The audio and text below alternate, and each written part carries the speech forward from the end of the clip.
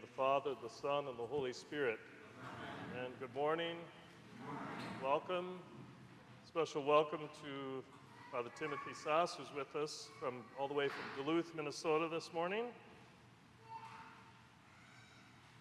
And thank you for your patience as we work our way with our new group that's together here this morning. How many of us have been invited to a summer gathering with friends or family? To a neighbor's home, perhaps. Or maybe we even hosted an event in our own home. What did we do to prepare for that event?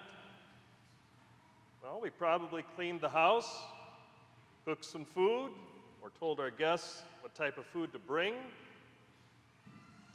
When people arrived, how did we greet them? At least with a warm smile and a handshake, even a kiss on the cheek and a warm embrace.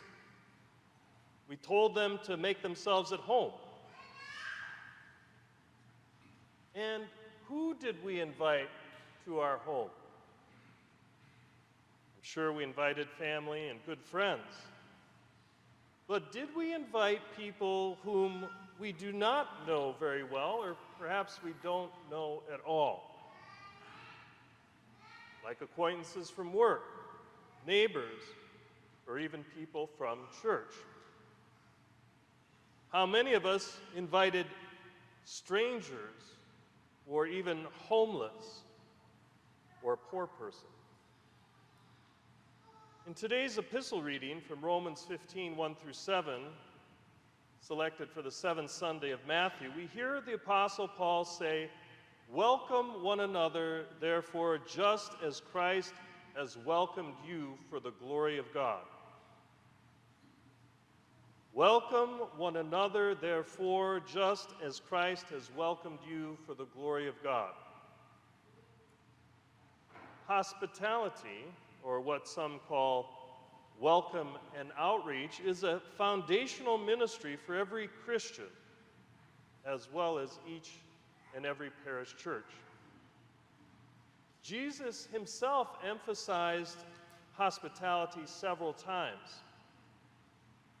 First of all, during the parable of the Last Judgment in Matthew 25, he says, "Then the king will say to those on his right hand, 'Come, you blessed of my Father, inherit the kingdom prepared for you from the foundation of the world. For I was hungry, and you gave me food. I was thirsty, and you gave me drink. I was a stranger, and you took me in. I was naked, and you clothed me. I was sick, and you visited me. I was in prison, and you came to me.'" The second example of Jesus speaking to hospitality is in the parable of the great banquet, Luke chapter 14, when Jesus says about the host who had invited, he said to those who were invited, Jesus speaking about this, he says, "When you give a dinner or a supper, do not ask your friends, your brothers, your relatives, nor rich neighbors, lest they invite you back and you be repaid. But when you give a feast, invite the poor, the maimed, the lame, the blind, and you will be blessed, because they cannot repay you, for you shall be repaid at the resurrection of the righteous." Now, Jesus' teaching on hospitality, especially towards strangers, was nothing new for its time. Before he became incarnate during the period of the Old Covenant, God revealed to Moses how strangers were to be treated. In Exodus 22:21, it says, "You shall neither mistreat a stranger nor oppress him, for you were strangers in the land of Egypt." In Leviticus 19, it says, "And if a stranger dwells with you in your land, you shall not mistreat him. The stranger who dwells among you shall be to you as one born among you, and you shall love him as yourself, for you were strangers in the land of Egypt. In Deuteronomy 14:29, it says, "And the Levite, because he has no portion nor inheritance with you, and the stranger, and the fatherless and the widow who are within your gates, may come and eat and be satisfied, that the Lord your God may bless you in all the work in your hand which you do." Now, furthermore, excuse me, I got a little cold. The only icon that is canonically acceptable as a representation for the Trinitarian God is the 14th century depiction of the hospitality of Abraham by Andrei Rublev.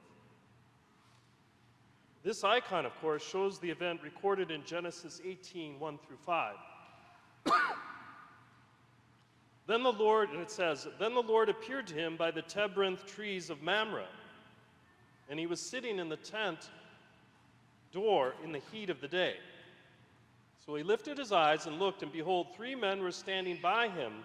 And when he saw them, he ran from the tent door to meet them, and bowed himself to the ground and said, 'My Lord, if I have now found favor in your sight, do not pass on by your servant. Please let a little water be brought, and wash your feet, and rest yourselves under the tree.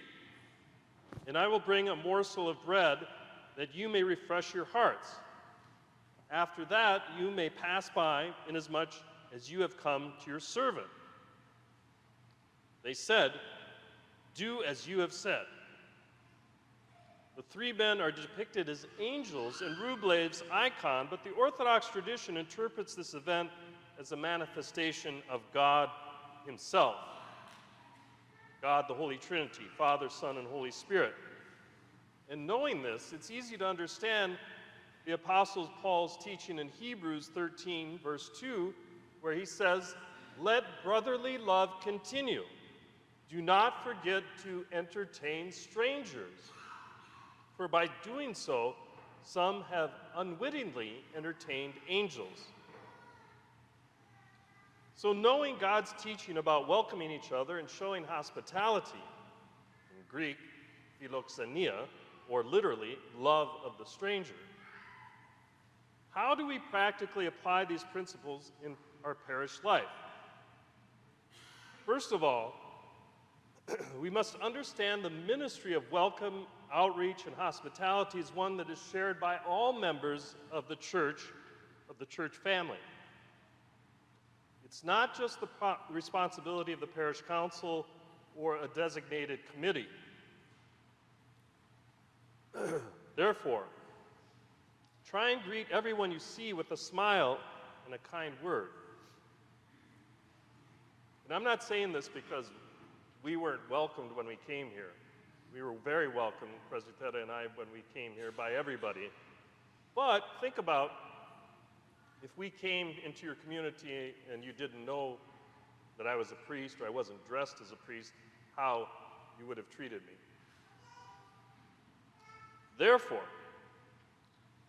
we should try and greet everyone with a smile and a kind word. We should make an effort to become better acquainted with people we do not know. If we see someone we don't recognize at all, we should go up and introduce ourselves and ask them questions. And remember also that just because we do recognize someone, that doesn't mean that he or she feels like they're a part of the community yet.